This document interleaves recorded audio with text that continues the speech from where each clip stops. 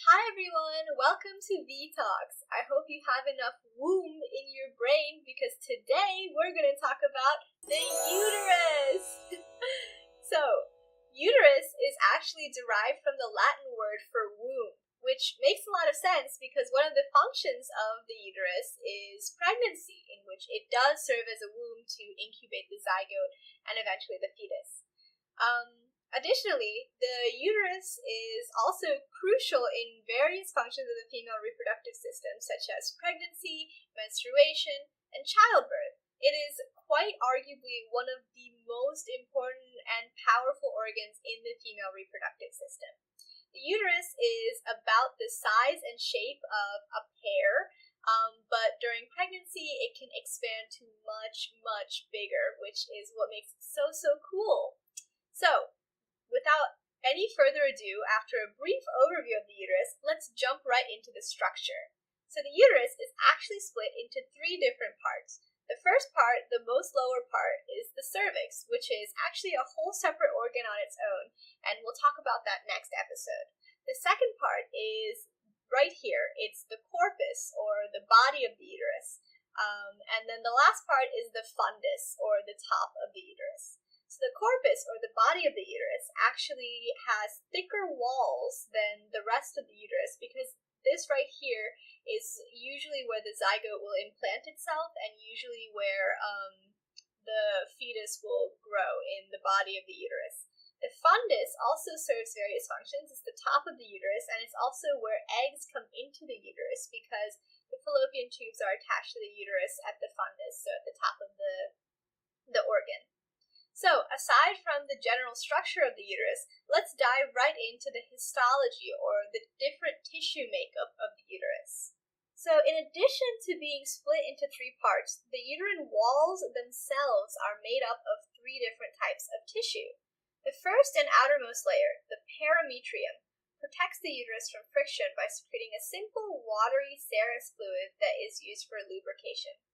Within the perimetrium is the myometrium. The myometrium contains layers of visceral muscle tissue.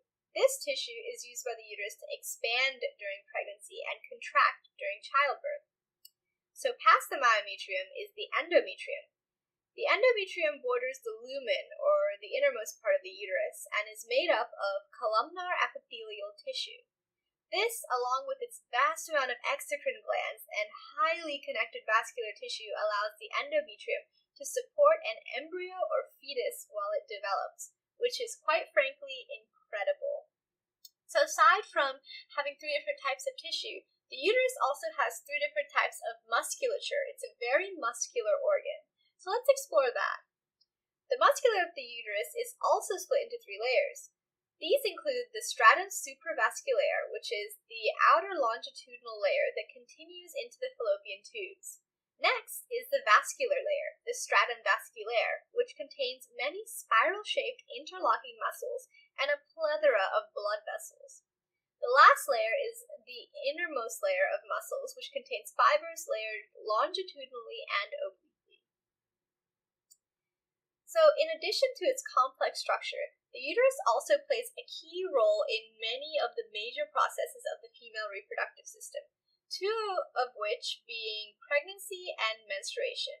So in menstruation, the egg will be released from the ovary, swept into the fallopian tubes, and then come into the uterus.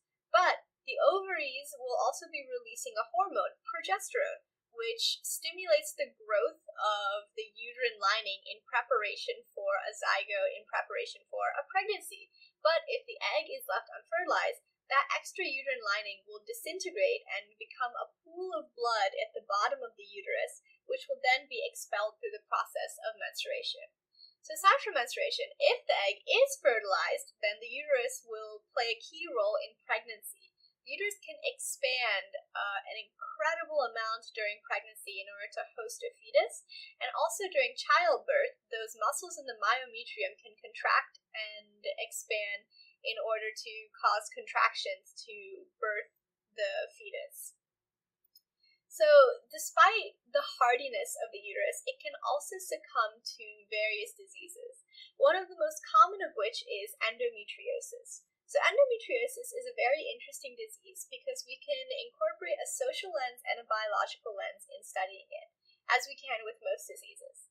So with endometriosis, what happens is the endometrium, or the layer of the uterus closest to the lumen, actually will grow sort of inside the tissue layers of the uterus. So the uterine lining will grow inside the tissue layers versus out into the uterus. And what will happen is, because it will shed every month, it will create a lot of internal bleeding, because as those tissues are disintegrating, they won't be shed out. So, endometriosis, one of the characteristic symptoms is very, very severe period pain. So very, very severe pain during menstruation, difficulty conceiving, as well as just generally a very rough time with menstruation. And oftentimes, endometriosis goes undiagnosed because people will brush it off as a normal symptom, or people will be too shy to talk about intense period pain, or people who do talk about it will be labeled as hysteric or ridiculed, or be labeled as weak for not being able to handle the pain. And as a result, various cases of endometriosis can go undiagnosed. And this shows why it's important to remove the taboo around reproductive health and to listen to those who have health conditions, because if we do, we can improve the rates of diagnosis and improve the reproductive health of those around us. So, in conclusion, the uterus is an incredibly powerful and impactful organ of the reproductive system. It plays a key role in various reproductive processes such as menstruation and pregnancy and childbirth, but it can also succumb to diseases. So if you experience anything abnormal, please consult your physician and please establish a level of normalcy for your body. Really get to know yourself. Thank you so much for tuning in to this episode of Detox. Please remember to like, comment, and subscribe, and as always, we'll see you next time. Gynecologgy, it's a misunderstood field of study. So I'm gonna debunk some myths about the vulva and hymen. Show you all who's the real OGGYN.